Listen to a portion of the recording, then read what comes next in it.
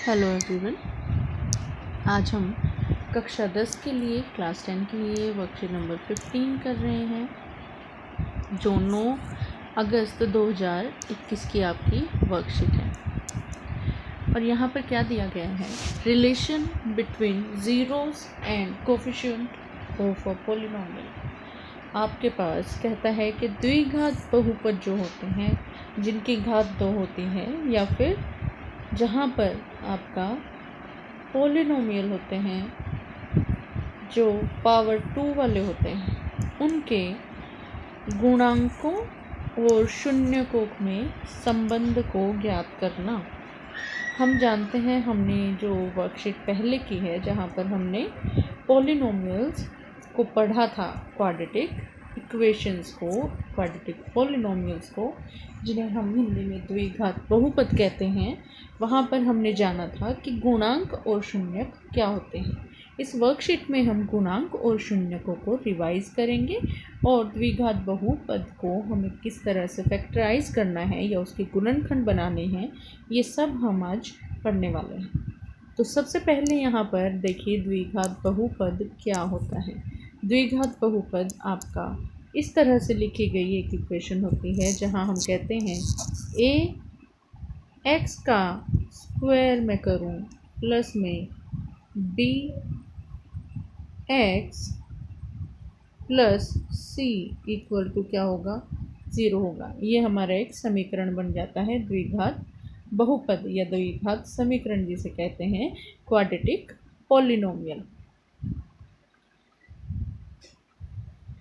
या quadratic equation ही से हम कहते हैं। अगर हम इस इक्वेशन ना बनाएं, यहाँ पर हम इक्वल टू 0 ना लगाएं, तो ये हमारा पॉलिनोमियल या बहुपद बन जाता है। अगर अब आप यहाँ पर देखें तो a की वैल्यू क्या होगी, अगर मैं इस इक्वेशन के साथ इसे मैच करना चाहूँ तो a की वैल्यू 3 हो जाएगी, b की वैल्यू क्या होगी 11 और c की वैल्यू क्या होगी 10। ठीक है, यहाँ पर क्या कहता है, कोफिशिएंट ऑफ एक्स स्क्वायर या फिर एक्स स्क्वायर का गुणांक जो होगा, क्या है एक्स स्क्वायर का गुणांक, equal to 3 equal to a हो जाएगा। क्योंकि आपको मैंने स्टैंडर्ड इक्वेशन बताई है ना, standard form of quadratic equation, या फिर आपके पास द्विघात बहुपद का मानक रूप हमने देख लिया। क्या है वो, ए एक्स का square plus b x plus c, और a जो है वो नॉट इक्वल टू 0 है, 0 के इक्वल a को हम कभी भी नहीं ले सकते। a को क्यों नहीं ले सकते 0 के इक्वल, क्योंकि अगर आपने a को 0 लिया तो एक्स स्क्वायर भी तो 0 बन जाएगा, फिर ये द्विघात बहुपद तो नहीं रहा ना। इसीलिए हमें क्या करना है, a को 0 नहीं लेना है कभी भी। अब यहाँ पर जो एक्स स्क्वायर का कोफिशिएंट होगा या फिर एक्स स्क्वायर का गुणांक होगा, वही हमारा a होगा, एक्स स्क्वायर का गुणांक 3। ठीक है, उसको हम ले लेते हैं। अब कोफिशिएंट ऑफ एक्स या फिर x का गुणांक, तो देखिए इक्वेशन में क्या है, b इक्वल टू 11 हो जाएगा। और लास्ट में आता है कांस्टेंट, c हमारा क्या होता है, कांस्टेंट होता है, जो वैल्यू चेंज नहीं होती। x की जगह तो हम कोई भी वैल्यू रख के इसे चेंज कर सकते हैं, जैसे मान लो 11x को भी कर सकते हैं, और ax स्क्वायर की जगह जो होगा उसे भी चेंज कर सकते हैं। x को मैं 2 रखूँ तो क्या वैल्यू आ जाएगी, 22 आ जाएगी। और इसको मैं 1 रखूँ तो क्या वैल्यू आएगी, 11 इंटू 1 11 आ जाएगी। ठीक है, तो इस वैल्यू को हम चेंज कर सकते हैं, तो ये हमारा वेरिएबल होगा। और हमारे पास यहाँ पर जो कांस्टेंट है वो क्या हो जाएगा, c, यानी कि 10 कांस्टेंट होगा। 10 की वैल्यू चेंज नहीं हो सकती है, इसलिए वो क्या है, कांस्टेंट या अचर पद इसे हम कहते हैं। ठीक है, चर पद कौन से हैं यहाँ पर, एक्स स्क्वायर वाली टर्म और 11x, ये क्या है, चर पद है। लेकिन अचर पद हमारे पास 10 यानी कि इक्वल टू c, ये होगा। इसके बाद आपको क्या दिया गया है, देखिए यहाँ पर गुणनखंड करने की विधि आपको बताई गई है। अब गुणनखंड किस प्रकार से किया जाता है देखते हैं। गुणनखंड करने के लिए आपको फैक्टर्स बनाने के लिए क्या करना होगा, आपके पास जो भी बहुपद दिया होगा, हमारे पास गुणनखंड करने के लिए ये बहुपद दिया है, हम क्या करेंगे, इसकी जो सेंटर टर्म होगी ना, इसकी मध्य में जो आपकी एक टर्म दी है, इसको देखेंगे। अब इस संख्या को हमें इस तरह से लिखना है। किस तरह से लिखना है? इस एक संख्या को जो x के साथ मिड में दी गई है, क्या दी गई है? प्लस के 11 दिया गया है।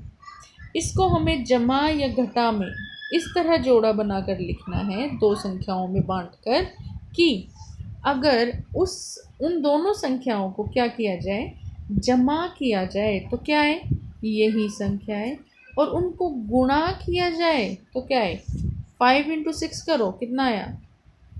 30। और गुणा करने पर ये नंबर और ये नंबर, इन दोनों का गुणनफल आ जाए। ठीक है, समझ आया? दोबारा से समझो। जो मेरे पास 11 है, मैं इसको कुछ इस तरह से लिखूंगी कि जब मैं इनको ऐड करूँ तो 11 आ जाए, और जब मैं इनको दो नंबर को गुणा करूँगी तो क्या आए? 3 × 10, पहला नंबर और आखिरी नंबर को गुणा करके क्या आ रहा है? 30। तो उन दो नंबर को गुणा करके 30 आना चाहिए, और जमा करके क्या आना चाहिए? 11। तो ऐसा मेरा नंबर कौन सा बनता है? 6 और 5 बनता है। तो मैंने 11x को कैसे लिख लिया? 6x + 5x लिख लिया। ठीक है, अब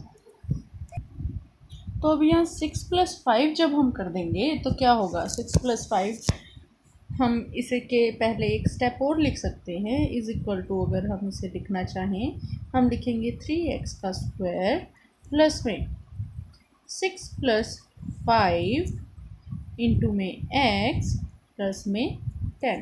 ये एक स्टेप हम इस स्टेप से पहले लिख सकते हैं। ठीक है, फिर हमने इसको स्प्लिट कर लिया 6x + 5x करके। और ये करने के बाद अब हमारे पास, हम क्या करें? कॉमन ले लें। पहली दो टर्म में से क्या कॉमन आएगा? 3x ले लिया। यहाँ क्या बचा? x बच गया। और यहाँ क्या बचा? 2 बच गया। ठीक है, सेकंड में क्या लिया? 5 कॉमन ले लिया, x + 2 बच गया। सेम दो ब्रैकेट होनी चाहिए फिर हमारे पास कॉमन लेने के बाद, और फिर हमारे पास क्या रह जाएगा? दो ब्रैकेट आ जाएंगी, 3x + 5, ये इन दोनों की एक ब्रैकेट, और एक ब्रैकेट जो सेम आई है x + 2। इसके बाद अब हमारे पास कॉन्सेप्ट आता है द्विघात बहुपद में हमारे पास क्या? शून्यक निकालना, या फिर क्वाड्रेटिक पॉलिनोमियल में ज़ीरोज़ फाइंड आउट करना। अब जो लास्ट में आपके गुणनखंड बन जाते हैं ना, उन गुणनखंड को हम लिख लेंगे = 0। दोनों को क्या बचे? 3x + 5 एंड x + 2, और उनको = 0 रख लिया। अब क्या करो? यहाँ से x की वैल्यू फाइंड आउट करो। कैसे? 5 को इधर ले जाओगे, -5 बन जाएगा। ये रहा, -5 बन गया, और ये 3 जो मल्टीप्लाई में है ये डिवाइड में चला जाएगा, -5/3 रह जाएगा। x = ये आ गया। और इस वाले हमारे जो फैक्टर बना, हमारा गुणनखंड बना, उससे क्या आ गया? x = -2 आ गया। तो ये वैल्यूज़ जो आई 2x की, ये 0 हैं। किसके? इस द्विघात बहुपद के या क्वाड्रेटिक पॉलिनोमियल के। ठीक है, आफ्टर दैट देखो क्या दिया गया है। फिर हमें कहता है let's add and multiply zeros. अब ज़ीरोज़ के साथ थोड़ा सा हमें और काम करना है। क्या काम करना है? काम ये है कि आपको गुणांकों और शून्यकों में संबंध निकालना है, उनको ऐड और मल्टीप्लाई करना है। ठीक है, हमारे पास दो ज़ीरोज़ आ गए, दोनों ज़ीरोज़ को हमने क्या कर दिया? ऐड कर दिया।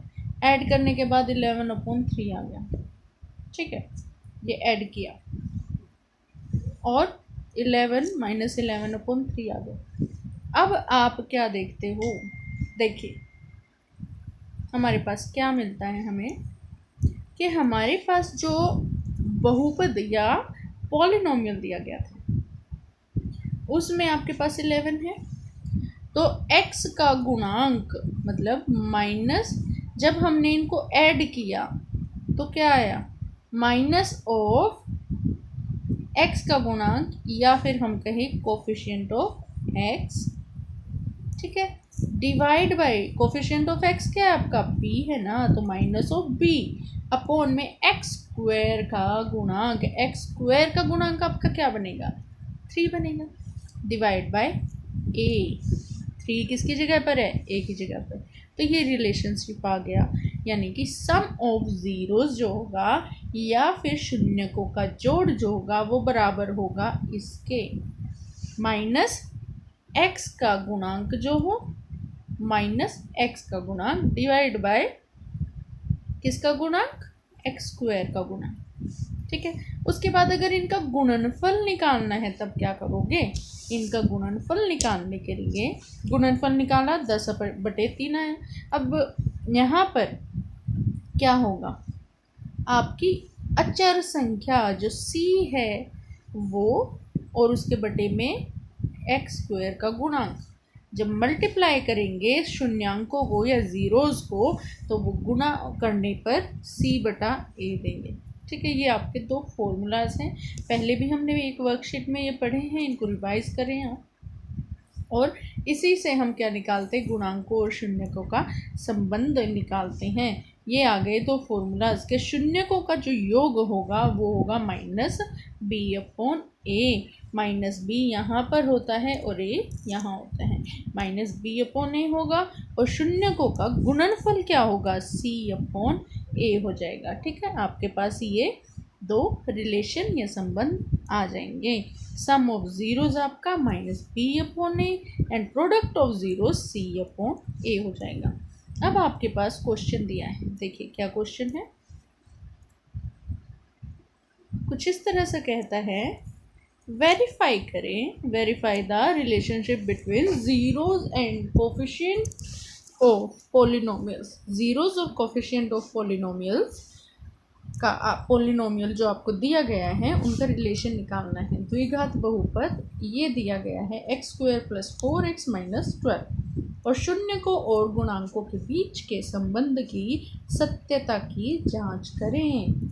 सत्यता कहाँ से जांच होगा, लास्ट में हमें ये फॉर्मूलाज को चेक करना होगा, ये फॉर्मूलाज को, और इन फॉर्मूलाज को चेक करने के लिए हमें पहले क्या चाहिए, ज़ीरोज़ चाहिए। ठीक है, या फिर शून्यक चाहिए। तो आइए शून्यक निकालते हैं। अब हमें यहाँ से क्या मालूम होता है कि हमारा a क्या है, =1 आ गया, b की जगह पर क्या है +4 आ गया और c की जगह पर क्या है -12 -12। ठीक है, c की जगह पर यहाँ पर -12 आएगा बेटा, इसको आप ठीक कर लें, -12 ये आ जाएगा। अब इनको फैक्टराइज करना है, यानी कि इनके गुणनखंड करने हैं। तो सेंट्रल टर्म को लेते हैं, +4 आना चाहिए और ऐड करने पर +4 आए और उनको क्या करने पर, मल्टीप्लाई करने पर क्या आना चाहिए, -12x²। मल्टीप्लाई करें तो -12x² आए लास्ट टर्म और फर्स्ट टर्म को मल्टीप्लाई करें और प्लस करें तो क्या है 4x आए। ठीक है, ऐसी दो टर्म लेनी है। अब अगर मैं 2 + 2 लूँ नहीं होगा, 4 तो आ जाएगा लेकिन आपका मल्टीप्लाई करके -12x² नहीं आएगा। ऐसे कौन से नंबर हो सकते हैं, हम देख पाते हैं कि 6x और 2x, वो भी 2x कैसा लेना है, माइनस का लेना है। ये ऐसे नंबर बन जाते हैं जब 6 और 2 को मल्टीप्लाई करें तो क्या हो, -12x² आए और अगर हम इनको ऐड करें तो क्या है, 4x²। ठीक है, अब देखिए हमने यहाँ पर मिडल टर्म में क्या लिख लिया, 6x - 2x लिख लिया, 4x जिससे आ जाएगा और गुणा करने पर -12x आ जाएगा। ठीक है, अब यहाँ से हमने x कॉमन लिया फर्स्ट वाली टर्म से और x + 6 आ गया। सेकंड से क्या लिया, -2 कॉमन ले लिया, x + 6 आ गया, दो ब्रैकेट सेम आ गई, x + 6 बन गया और x - 2 बन गया। ठीक है, अब यहाँ पर आप क्या करेंगे, ज़ीरो निकाल लेंगे, ज़ीरो या शून्यक निकाल लेंगे। कैसे, दोनों जो आपके गुणनखंड आ गए या फैक्टर्स आ गए =0 के रख लो, =0 रखा तो x - 6 आ गया और x = 2 आ गया। ठीक है, ये 6 यहाँ जाकर -6 और ये -2 यहाँ जाकर +2 बन जाएगा। अब उसके बाद देखो सम ऑफ ज़ीरोज़ निकालना है या शून्यकों का योग निकालना है, वो क्या आएगा, -6 + 2 करेंगे =-4 आएगा, -6 + 2 किया तो -4 आ गया। ठीक है, -4 शून्यकों का योग, इन दोनों को हमने ऐड कर दिया, -4 आ गया। लेकिन क्या फॉर्मूला से ये ठीक आता है? सत्यापित करके देखेंगे ना। शून्यकों का योग क्या होता है हमारा? -b/a होता है। जब मैं -b/a करना चाहूँ तो -b क्या होगा? -4/a क्या है? 1। तो हाँ, ये आंसर ठीक आता है, तो मतलब ये सत्यापित हो गया। अब शून्यकों का गुणनफल भी सत्यापित करके देखो। -6 मल्टीप्लाई 2 कर दो, क्या आ गया? -12 आ गया। अब हमारा फॉर्मूला के हिसाब से क्या होता है? c/a। c क्या है? -1 -12/a क्या है? a हमारा 1 है, तो -12 आंसर आ गया। ठीक है, ये सत्यापित हो गया। इसके बाद आपको क्वेश्चंस दिए हैं, ट्राई योर सेल्फ। आप खुद इनको सोल्व करना है, और सोल्व करने के लिए जो क्वेश्चंस दिए हैं वो कुछ इस तरह से हैं। कहता है find the values of coefficient. आप कोफिशिएंट्स की वैल्यू निकालो। कौन से? ए, बी और सी की। द फॉलोइंग क्वाड्रेटिक पोलिनोमियल, निम्न क्वाड्रेटिक पोलिनोमियल के लिए कि द्विघात बहुपदों के लिए गुणांकों ए, बी और सी का मान ज्ञात करें। तो हम ये फाइंड आउट कर सकते हैं। अब यहाँ फैक्टराइज, सेकंड क्वेश्चन क्या है? Factorise the following quadratic equation and find the zeros. द्विघात बहुपदों का गुणनखंड कीजिए और उनके शून्यक ज्ञात करें। शून्यक निकालने मतलब x की वैल्यू निकालनी पड़ेगी। अब यहाँ पर find the sum of product of zeros of the following polynomial. इन दोनों आपको दिए गए पोलिनोमियल में शून्यकों का योग व गुणनफल आपको ज्ञात करना है। और लास्ट रिलेशनशिप चेक करना है। यहाँ तो ज्ञात करना है आप योग और गुणनफल। ठीक है, सीधा ये फॉर्मूला लगाना है, ये वाला पार्ट नहीं करना। और लास्ट क्वेश्चन में क्या कहता है? इस तरह पूरा क्वेश्चन सॉल्व करना है। तो आओ, स्टेटमेंट सबकी सेम है, तो हम इन क्वेश्चन को सॉल्व करके देखते हैं। देखो भाई, फर्स्ट क्वेश्चन का ए पार्ट क्या कहता है? ए पार्ट में कहता है हमें दिया है 7x² - 4x + 9। ए क्या आ जाएगा? ए विल बी 7। बी क्या होगा? B will be -4। और सी क्या होगा? कांस्टेंट 9। ठीक है, अब सेकंड बी पार्ट देखिए। बी पार्ट में क्या कहता है? 5x² - x + 3 दिया है। अब यहाँ पर आपका ए क्या होगा? ए विल बी 5। बी क्या होगा? -1। एक्स के सामने माइनस है ना, -1। सी क्या होगा? 3 हो जाएगा। ठीक है, ये दो क्वेश्चन आपके हो गए। सेकेंड क्वेश्चन में क्या कहता है? आपको क्वाड्रेटिक पोलिनोमियल्स में ज़ीरो फाइंड आउट करना है, शून्यकों को ज्ञात करना है। शून्य ज्ञात करने के लिए फैक्टराइज करना पड़ेगा। क्या कहता है? फर्स्ट पार्ट में क्या दिया गया है? फर्स्ट पार्ट में आपको ए पार्ट में दिया है, सेकंड का ए पार्ट क्या कहता है? x² + 6x + 5 = क्या होगा? आपको 6x को स्प्लिट करना है। किस तरह से? कि मल्टीप्लाई करे तो वो क्या दे? 5x² दे। फर्स्ट टर्म और लास्ट टर्म को देखो। ठीक है, 5x² करे। अगर प्लस कर दिया जाए तो वो क्या आंसर दे? प्लस करने पर वो 6x आंसर दे। ठीक है, तो वो किस तरह से होगा? 5 + 1 हो सकता है, तो हम वही कर देंगे। क्या होगा? x² + 5 + 1x + 5। ठीक है, देखिए किस तरह से सॉल्व करेंगे। इक्वल टू क्या आ जाएगा? ये x² + 5x + x प्लस में 5 कॉमन ले लेते हैं। फर्स्ट में से, दोनों में से x कॉमन लिया तो अंदर क्या बच गया? x² की जगह x और 5x की जगह 5। प्लस में यहाँ क्या कॉमन लेंगे? यहाँ हम 1 कॉमन ले लेते हैं, x + 5। तो दो ब्रैकेट सेम आ गए। क्या बच गया हमारे पास? x + 1 फर्स्ट ब्रैकेट और सेकंड ब्रैकेट क्या है? x + 5। अब इन दोनों को हम क्या करेंगे? This implies x plus 1 equal to 0 and x plus 5 equal to 0। ये रख लिया। अब x की वैल्यू निकाल लो यहाँ से। x इज इक्वल टू क्या आ जाएगा? x इज इक्वल टू हमारे पास आ जाएगा -1, एक ज़ीरो आ गया, और यहाँ से क्या आ जाएगा -5। ये दो आपके शून्य ज्ञात हो गए या ज़ीरो ज्ञात हो गए। ठीक है, ये था फर्स्ट क्वेश्चन के लिए, फर्स्ट पार्ट के लिए। अब सेकंड पार्ट देखते हैं। देखिए सेकंड क्वेश्चन का बी पार्ट हम देख रहे हैं। क्या कहता है? 2x का स्क्वायर माइनस 7x प्लस 5 दिया गया है। ठीक है, अब यहाँ पर हम क्या करेंगे? -7 को किस तरह से लिखें कि वो क्या दे हमें? 5 इंटू 2x का स्क्वायर क्या आ जाएगा आपका? 10x का स्क्वायर आ जाएगा। ठीक है, और क्या आएगा आपके पास?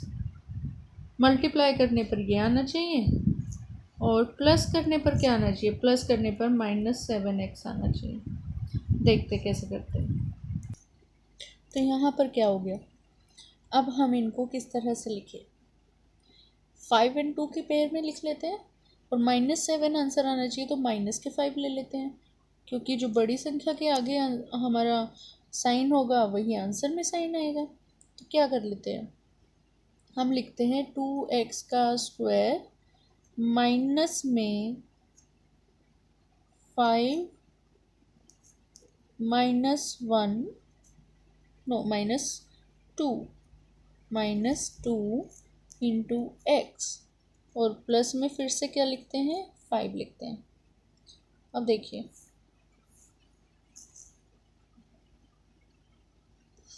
जब हमने इसे ऐसे लिख दिया तो हमारे पास क्या बचेगा? 2x का स्क्वायर बन गया, माइनस के 5x हो जाएगा, एंड प्लस 2x हो जाएगा। अगर आप इनको मल्टीप्लाई करें तो क्या देगा आपको? नहीं, यहाँ पर आपको +2 लेना होगा। ठीक है, तो यहाँ पर क्या बन जाएगा आपका? यहाँ आपका बन जाएगा x माइनस 2x। ठीक है, एंड प्लस में क्या होगा? 5। ये होगा। ठीक है, ये अब हम क्या कॉमन ले लें यहाँ से हम कॉमन ले लेते हैं x को कॉमन लिया तो क्या बचा? 2x और माइनस के 5 रह गया।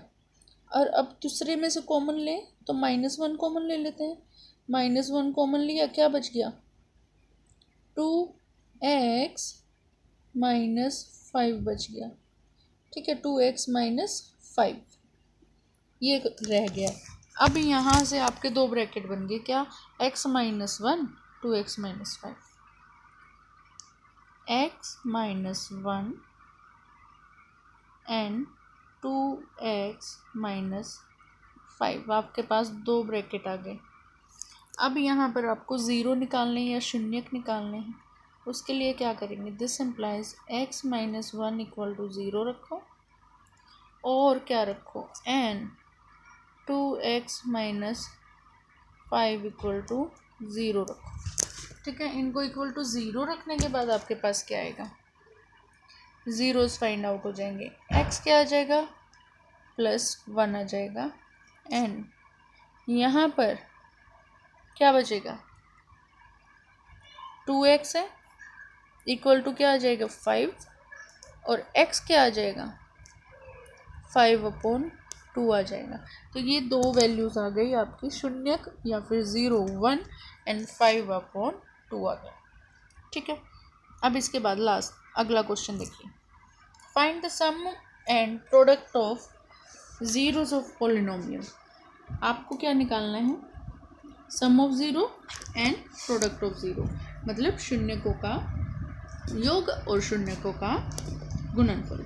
सबसे पहले हम क्या निकालेंगे? Sum of zero. Third question first part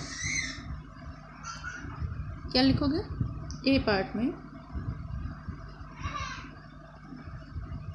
some of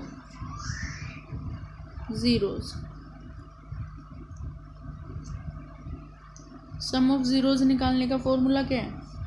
minus B upon ए, जिसे हम क्या कहते हैं? हम इसे कहते हैं शून्यकों का योग। किसके बराबर हो जाएगा? माइनस बी अपॉन ए के बराबर हो जाएगा। ठीक है, और माइनस बी अपॉन ए क्या बनेगा? देखिए फर्स्ट पार्ट में माइनस बी अपॉन ए, माइनस बी क्या बन रहा है? माइनस माइनस 5, माइनस लगा दो और माइनस 5 तो ऑलरेडी वहाँ पर दिया है। और डिवाइड में क्या है? डिवाइड में आपका आ रहा है ए यानी कि 6। तो ये फाइनली आंसर क्या बन जाएगा? सेम आएगा आपका ये, और आंसर बन जाएगा 5/6। ठीक है, माइनस में था ना तो हमने उसको माइनस माइनस को प्लस कर दिया। अब इसके बाद सेकंड पार्ट देखिए। Second part B part third question का क्या कहता है? आपके पास प्रोडक्ट भी तो निकालना है आपको, तो प्रोडक्ट निकालने के लिए आप क्या करेंगे? प्रोडक्ट ऑफ ज़ीरोज़ या शून्यकों का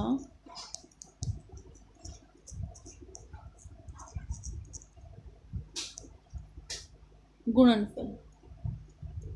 गुणनफल क्या आ जाएगा? क्या होगा आपका शून्यकों का गुणनफल? यहाँ पर शून्यकों का गुणनफल आपका इक्वल होता है c अपॉन ए के। तो फर्स्ट पार्ट में c क्या है? 6 है, और अपॉन a क्या है? 6। तो 6 से 6 कैंसिल आउट हो जाएगा ना, 6 से 6 आपका कैंसिल आउट हो जाएगा, 6 1 जा 6 तो 1 आंसर आ जाएगा। ठीक है, ये प्रोडक्ट ऑफ ज़ीरोज़ हो गया। इसके बाद आपके पास बी पार्ट दिया है। बी पार्ट में इसी तरह से आप सोल्व कर लेंगे, और जो योग आएगा सम ऑफ ज़ीरोज़ या फिर शून्यकों का योग क्या होगा? फिर से वही फॉर्मूला माइनस बी अपॉन ए। बी क्या दिया है? -7, तो माइनस के -7 अपॉन ए क्या है? A1 दिया है, क्या आ जाएगा? +7 आ जाएगा। ठीक है, इसी तरह से अगला क्या कहता है? ये तो सम ऑफ ज़ीरो निकालना ना। अब आप निकाले प्रोडक्ट ऑफ ज़ीरो, शून्यकों का गुणनफल। क्या करेंगे?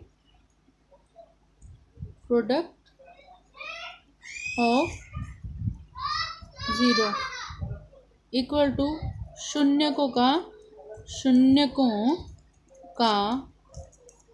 गुणनफल। गुणनफल क्या होगा? इक्वल हो जाएगा किसके? आपके पास c अपॉन ए के इक्वल होगा। c क्या है? -18 अपॉन ए क्या है? 1, तो आंसर क्या होगा? -18 हो जाएगा। अब देखो लास्ट क्वेश्चन में क्या देता है? Verify relationship between the zeros and coefficient. यहाँ पर आपके पास x² + 11 x + 18 में आपको क्या करना है? Between zero and coefficient of polynomial, इनमें रिलेशनशिप फाइंड आउट करना है। आपके जो शून्यक हैं और जो जो आपके गुणांक हैं x² और x के, उनमें आपको क्या निकालना है? रिलेशनशिप यानी कि संबंध ज्ञात करना है, इसको वेरीफाई करना है, इस फॉर्मूला को। सेम इसी मेथड पर आपका ये क्वेश्चन सॉल्व होगा। आपको इनको फैक्टर करना है, फिर इनके ज़ीरोज़ निकालने हैं, और ज़ीरोज़ निकालने के बाद इनके सम ऑफ ज़ीरोज़ और प्रोडक्ट ऑफ ज़ीरोज़ निकालने हैं। अगर आप इनको वेरीफाई करेंगे तो आपको किस तरह से ये क्वेश्चन को सॉल्व करना होगा? आपको क्या करना होगा? आपको यहाँ पर ABC ज्ञात करने हैं, बहुपद के गुणनखंड ज्ञात करने हैं, जिस तरह यहाँ ज्ञात किए हैं, तो इन दोनों के भी आपको गुणनखंड ज्ञात करने हैं। ठीक है, गुणनखंड ज्ञात करने के बाद आप क्या करेंगे बच्चों? यहाँ पर आपके पास x की वैल्यू निकालेंगे, शून्यक निकालेंगे। शून्यक निकालने पर शून्यकों के योग पहले शून्यकों का योग कर दें और फिर फॉर्मूला से क्या आता है वो देख लें, और दोनों मैच हो जाते हैं तो मतलब आपका आंसर ठीक है। और शून्यकों का गुणनफल भी इसी तरह से मैच कर लेंगे, ठीक है। ये क्वेश्चन आपको खुद सॉल्व करना है और अपने टीचर्स को इसे कंप्लीट करके सेंड करना है, और इसे अपने 15 वर्कशीट को, इस टॉपिक को अपनी एनसीईआरटी बुक से ज़रूर रिवाइज करें, और लाइक, शेयर और सब्सक्राइब करें। Thank you.